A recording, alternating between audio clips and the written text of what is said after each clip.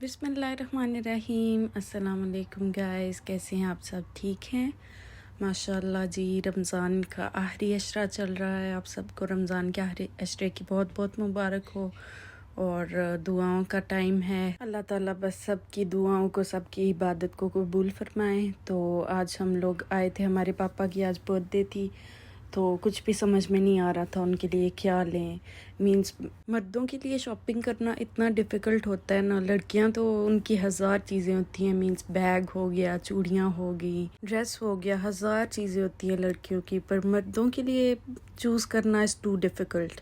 और ऊपर से अगर बंदा चूज़ी हो तो फिर तो और ही ज़्यादा मुश्किल होती है ना।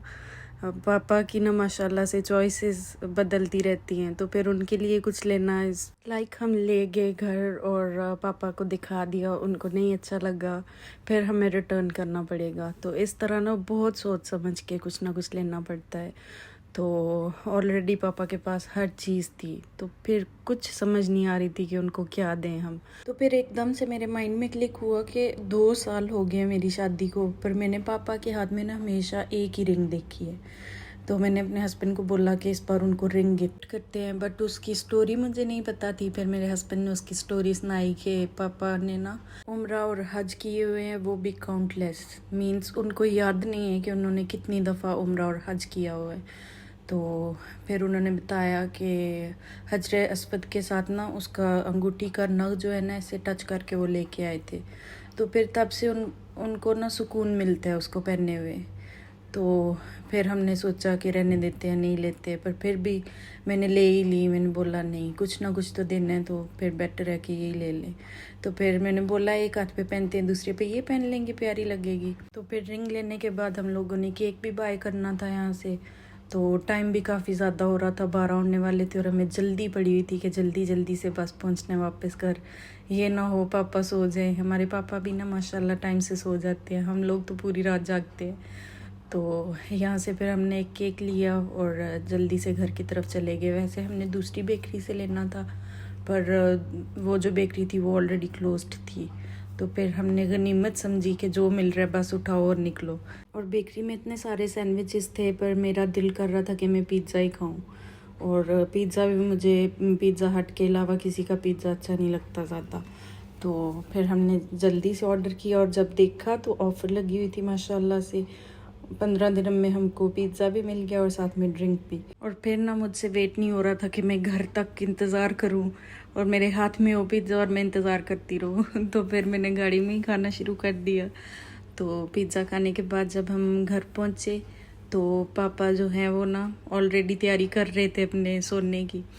तो ही वॉज़ नॉट एक्सपेक्टिंग कि हम केक वगैरह लेके आएंगे। मैं उनको बोल के गई थी कि मेरी कुछ चीज़ें रह गई हैं ईद की शॉपिंग के लिए, तो मैं वो लेने जा रही हूँ। बट जब हम केक लेके आए ना, तो पापा के चेहरे पे वो जो स्माइल थी ना, दैट वाज वर्थ। तो इतनी सारी दुआएं दी उन्होंने, अल्लाह ताला उनकी सारी दुआएं कबूल फरमाए और उनका साया हमारे सर पे सलामत रखे।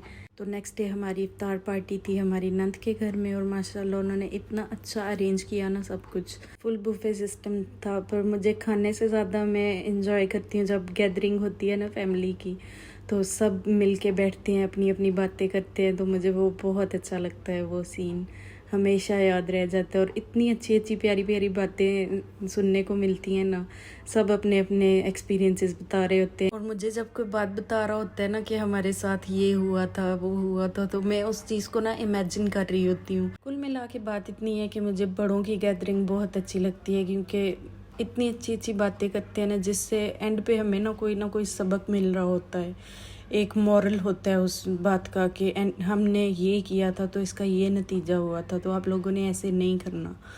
तो वो जो एक चीज़ होती है ना, उससे आप लोगों को समझने के लिए भी बहुत कुछ मिलता है।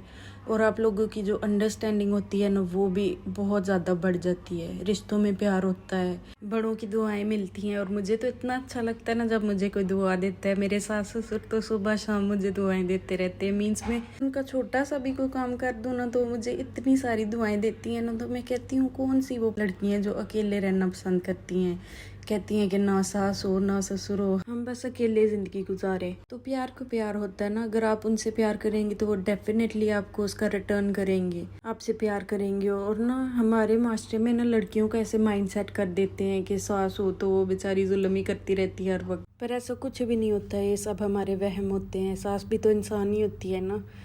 हमारे मास्टर में तो ऐसे बना देते हैं जल्लाद है जैसे। बात सारी होती है अंडरस्टैंडिंग की। जब आपके दरमियान अंडरस्टैंडिंग अच्छी हो जाएगी ना, हर चीज़ अच्छी हो जाएगी अपने आप। तो एक दूसरे के साथ बैठेंगे, अपनी बातें शेयर करेंगे, तभी तो अंडरस्टैंडिंग होगी। बंदा बोलता है कि दूर दूर रहें और अंडरस्टैंडिंग भी हो जाए, पर ऐसे तो नहीं ना होता।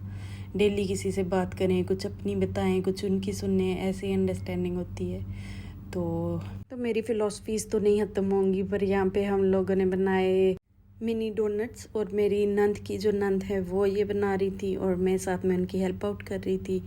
और माशाल्लाह बेकिंग में इतनी एक्सपर्ट है ना वो, माशाल्लाह हर चीज़ बना लेती हैं वो।